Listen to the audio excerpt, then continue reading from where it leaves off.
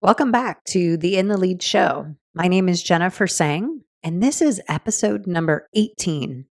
And today I want to talk about managing through change. Now, change is inevitable, it's constant, it's all around us. And for many of us, it's really, really difficult to not only manage ourselves, but manage teams, manage organizations, manage our families through change that happens in our everyday lives. So today I want to do a little bit of a double click on how to manage through change effectively. And I'm using this topic for the podcast today based on a topic we used actually on our leaders chat conversation that is hosted every Wednesday at 5 o'clock Pacific over on Twitter. We're going to talk about how to manage through change. And I think it's a great topic for anybody to really explore and reflect on, as we have gone through the pandemic and a lot of other changes over the last couple of years and continue to go through them. It's a really, really important skill for leaders and just everyday people to be able to develop to be a little bit more resilient and feel more comfortable in change versus resisting or avoiding change. So I personally really love this topic, something that I'm actually really passionate about in my corporate role. Something that I talk to leaders about a lot is, how do we manage change effectively, especially when we're impacting large groups of people? Organizational changes shouldn't just be, I always say it shouldn't be like a gender reveal party where it's like this big surprise and there's all this anticipation. And then we just kind of like surprise people and then expect them the very next day just to kind of move with it. That's not really how things happen. And there's a lot of people, especially like myself, who it takes time to process. Like I need the time and the space to really process any kind of change, even if it's a small change. So especially for highly sensitive people, it's really, really important that you give them the time, the space, and the opportunity to really understand and process what the change means for them and how that's going to impact them going forward. Before I get started on the topic today, I wanted to remind you that if you have been listening to the show or if you're a new listener to the show, welcome. Thank you so much for finding your way here. You can check out the podcast on all of your favorite platforms, wherever you stream it from, or I recently launched a website where it's all in one place. So if you go to intheleadshow.com, and I'll be sure to link that in the show notes, you can find everything you want about the show. You can find all the episodes. You can learn a little bit more about me. We can connect. So if you're liking what you hear, I would appreciate it if you gave it a follow, subscribe, comment. Reach out to me. Let me know what you're thinking, how you like it, or if you want to be a guest on the show. There's a space on the website where you can fill out a form to become a guest on the show. I would love to have you on. And yeah, I'm looking to grow and get different types of guests for the show. And I have a lot of things kind of brewing behind the scenes for 2022. It's really hard to say that, by the way. Is anybody else like totally tripping out that we're almost to 2022? It feels, to me at least, like the last couple of years have just been a complete blur. It feels like time was just like sucked out of into a vacuum and like never to be seen or heard from again. Especially as we start moving more closely towards kind of ending the pandemic and getting back to more normal. It's just really trippy to me that it's almost December of 2021 and we're going to be in a new year here pretty soon. So anyway, if you want to connect with me, you want to follow the show, you want to listen to some episodes, make sure you check out intheleadshow.com.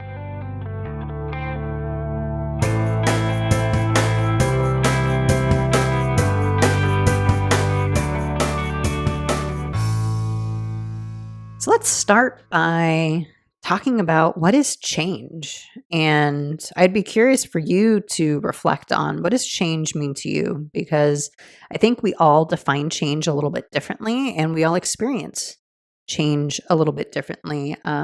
Speaking for myself, like I look at change as anything that nudges you a little bit and throws you off center. So you're not feeling balanced, you're feeling maybe a little bit unsure, you might be excited. I feel like there's a whole spectrum of emotions that you can feel. And at any moment, you could actually be anywhere on that spectrum. I know for me, I go through a lot of excitement and I like the opportunity and the possibilities that come along with change. But there are times too where I feel like I'm nervous, I'm apprehensive, I'm worried, I'm anxious, I don't know what to expect. So I think it's a pretty broad spectrum of emotions. But I'm curious, what does change mean to you, and how do you typically handle change? As we get started in this podcast today, I wanted to read through the questions that we had from the leaders chat session that we're holding this week. This is November 3rd, the week of November 3rd on Twitter. And we have a list of questions that we typically run through. And one of the first questions is, how do you define change? And like I said, for me, again, it feels like anytime life kind of nudges you, whether it's a big nudge, maybe small little nudges, but anytime that we're kind of just not in the flow and we have to kind of take a moment and really reflect and pause and understand what that's going to mean for us going forward. So I always look at it as anything that kind of throws you off center. A lot of people usually think of change as like big things like new jobs, you get married, you get divorced, organizational changes, things like that. But I think there's changes happening all around us constantly. And how do we kind of pay attention to that and notice how we're interacting with that change and how that change is impacting us? I think that's one of the keys for me, is how do you build resilience around change, is really understanding yourself and how you interact and deal with change on an ongoing basis. So it's not always, I always tell people, don't always just look at the big stuff. The big stuff are great times to really implement practices that you can develop with the small things. So always looking for those little opportunities day to day to go, hey, that's changing on me. Even things as simple as like, did somebody change a meeting? You'd be surprised. Like I've had people get really angry. Like you change a meeting on someone unexpectedly, maybe you change it an hour later. Some people have really strong reactions to that. So there's always opportunities, right, for us to kind of look at all the tiny little instances throughout the day that are presenting opportunities for us to really embrace change and take a deeper look at ourselves. The next question is, going through change, we always learn something unique. So what have you learned basically through the changes that you've been through? And I love this question because I always learn something about myself. And the key learnings that I think I have learned is, one, I experience the spectrum of change. I am usually one of the first people like leading the charge in any kind of like organizational change or any kind of new area, new territory. I'm very much like a pioneer. I love going out and kind of being vulnerable in that way and doing new things. But I also know that there are parts of me that also have a lot of apprehension and can have anxiety, can feel worried if I don't have a really clear picture. So another thing with defining change is, I think, helping people understand the why and helping people really get why this change is happening, especially in organizational changes, and then helping them connect to that why. So this is why it's important to you, and this is how it's going to impact you. Now, what are the things that you can, pivot or augment to really embrace that change? So I think just really paying attention for me, anytime there's any kind of change presented to me in my life, it's always an opportunity for me to kind of reflect and go internal and start really understanding what's coming up, because it can sometimes activate things in you that you didn't know were there, or feelings that might, manifest based on, either previous traumas or maybe just things that you're going through in your current situation that just might bring things to the surface. So I think it's always a great opportunity to really understand yourself better. But from an organizational standpoint, and if we're talking to like, people in leadership positions, the best thing that you can do is communicate, communicate, communicate. You can't do enough communicating. I think that a lot of times, again, in organizations, at least I've seen from my experience, is that we tend to just kind of lay it out there and then expect people just to kind of get over it and move on. We really need to communicate, again, that why, and then give people that space to really actually grieve in a way, a loss of this, their old way of doing something or their old role or the old way the organization used to operate. It might sound kind of silly, but people really do need that space to grieve. So I think I've learned that space is really, really key. And when you're going through change, if you're leading an organization, make sure you give people that space. So the next question is, what are the benefits of having a strategy to manage through change? Well, I think you definitely need a strategy to manage the change. Without it, you're just kind of flying blindly, and you could make these mistakes where we're just going to send out an email or we're just going to have an all hands meeting and announce this change and then move on. You're not giving people, again, that time to process, and you're not giving people the space to really help them move through that change. And you want people to move through it, but you also want them to move with it. And if you don't have a strategy in place and you don't have a clear understanding of how you're going to communicate this change, how you're going to define the why, and then post, communication, how are you going to enable each one of those managers, each one of those people in your organization to help people get through that last kind of space of change where people are feeling really reluctant or people are feeling maybe unseen or maybe anxious. You have to be able to have those conversations with people. So without a strategy, you can't really, do that effectively, in my opinion. So have a strategy about what are the different layers of communication you're going to do? What are the different layers of touch points you want to have in the organization? Or let's say you're, a mother or a father of a family and there's going to be a major change. Have a strategy or have a thought in your head about how am I going to approach this tough conversation with my kids or with my family. But without that thought process, it leaves a lot of opportunity for us to make mistakes, maybe not communicate clearly, maybe not have the opportunity to give the people the space that they need to really understand and really kind of process what this change means to them. So the next question is, how do you manage through change? And then share some recommendations that you have. I've kind of been answering this in the previous questions, but I think one of the keys is having a really good communication strategy. So again, going back to the why is this change important? And how is it going to impact individual people? And what does that mean for them? So the why, the how, the what, you need to get very, very clear on that. And then you need to make sure, again, we're having, especially in organizations, this is what keeps popping into my mind, is we usually have like a really big, like all hands meeting and we'll announce a change and then we'll expect the managers to go off and then have conversations with their teams. But I don't know if we equip people enough. So one of the things that I do is that I recommend people have a consistent communication strategy. So you'll have slides with consistent messaging that you hand out to everyone who's going to be a touch point in that organization going out. And they're saying the same things. They're communicating the same kind of why behind the change. They're doing all of the same things, because the last thing you want to happen, especially in a really big organization or even let's say a large family, you don't want people getting different messages. You don't want people having different experiences. You want to try and replicate that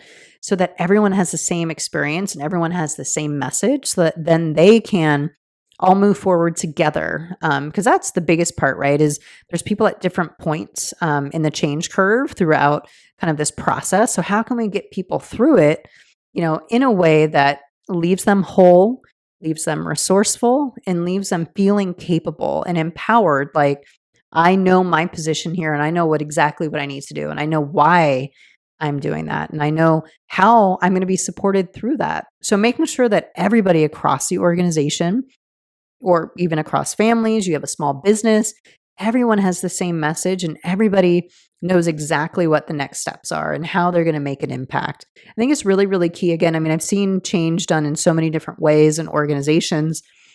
And I've actually worked with some really great change leaders over the years who manage this really, really well. And to maybe an outsider's perspective, you might think like, wow, that's kind of overkill. But in the end, I think that's what really helps get people through that process is understanding it, having the same message, having that consistency, and again, having that space to really grieve and understand and process what's going on and how that's going to impact them. The next question is, when we're managing change, what are some of the common mistakes? And I've seen this a lot. And I get it too, right? Like especially in tech, like I work in a large high tech company, like we move fast, right? And I know everything is always speed and efficient, and we got to, make sure we're, transforming and able to kind of evolve and really, make really great strides really quickly. And it can feel almost like a roller coaster because it's like you're hit with so much change. Over time, you become dizzied, you become like ambivalent, you become like detached from the whole process because you just are so numb to all of the change. So I think one of the biggest mistakes is I don't know if we're really thoughtful about how change affects people. I think we look at change from an organizational or a business standpoint, and certain things might make sense. So we make those changes based on what makes sense for the business, but the people are running the business. So how is this change impacting them?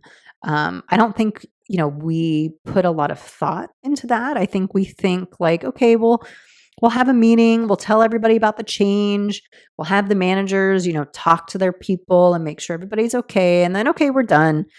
I think the biggest mistake that we make is that, again, we don't give people the space. We don't allow them to process, and we don't have ongoing conversations. We might have like one conversation and then be done.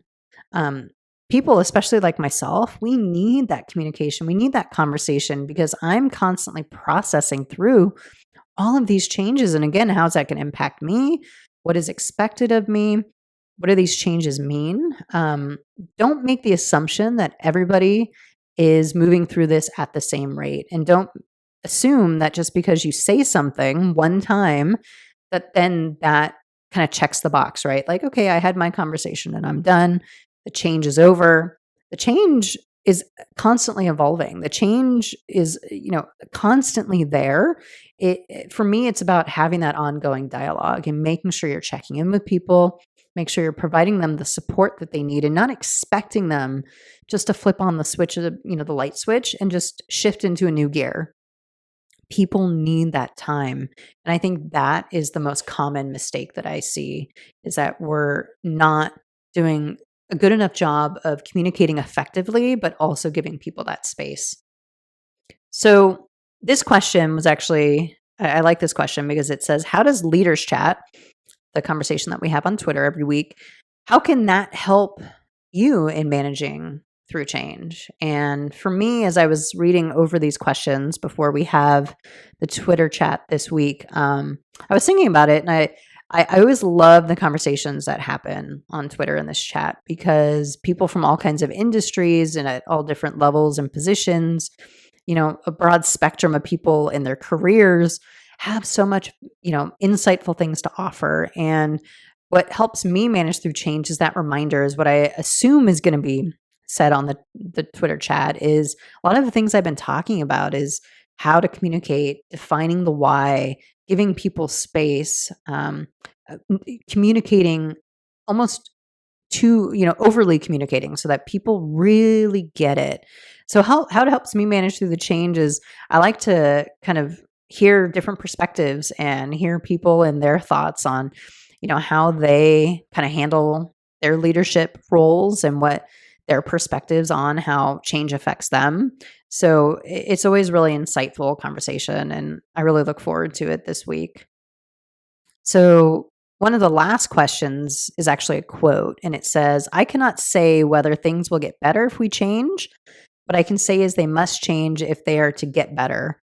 And it said, discuss this with an example from your leadership journey. I mean, I don't think there's any certainty, right? And I think that's the biggest issue for people as far as like how they process change is like, I think we're all just wired to want that certainty and that control. And when it's when we perceive that we don't have that, I think it kind of activates all kinds of things in us. And if you have listened to previous podcasts, we talked about internal parts. We've talked about positive intelligence and how some of those parts of us can get activated when we feel like we want to protect. If there's something vulnerable, or if we have trauma, or if we have a really bad experience, these things get activated because they're there to really kind of help us kind of navigate through this difficult situation. So, we may not, perceive things as getting better, but things are constantly changing. And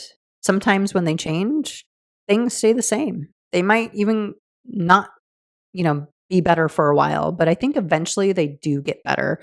And what that means for me is that I always use change as an opportunity to better myself. So whenever I'm going through these changes, it's always an opportunity for me to pause and really reflect. What's coming up for me?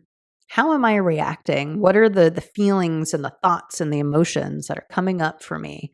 And how does this help me in my leadership journey? Is I feel like all great leaders need to have that ability to really understand, govern, manage themselves in a way that leaves you, first of all, whole, right? It's not about attacking yourself or, allowing that really critical part of yourself to come up, but understanding it all and letting it really kind of move through you. And that's what I mean by processing is when something hits me and it's a really big event or it's a big shift or it's a change, I really need to sit with it for a while. And I need to just kind of let the feelings kind of come up. I need to really work with them, just kind of sit with them. And then eventually it kind of moves through me. So I need that space to do that. So I think it makes us better leaders if we have the opportunity to have that self-awareness, to be able to say, okay, change is always happening. It may not make things better, but I think I can make myself better by how I relate to this change and how it's presenting me with an opportunity to have a deeper understanding of myself. And really for me, I think that's what it's all about. When I think about leadership and I look at leadership almost in the self-leadership kind of through that lens is like, how can we, not focusing on how can we manage people or how can we, manage a business and think of these very more ego kind of external factors, but how can I manage myself? How can I cultivate compassion? How can I cultivate trust? How can I cultivate understanding of myself and really doing the work that is needed to heal ourselves so that we can start to heal others, so that we can extend that out, so we can bring that calming force. I will say that I've worked with a leader in the past who was phenomenal at this. He was very introspective. He was reflecting a lot. He was very curious about himself, and he was a great leader. And he would often ask these questions of himself and have this process of where he would really kind of think through these things.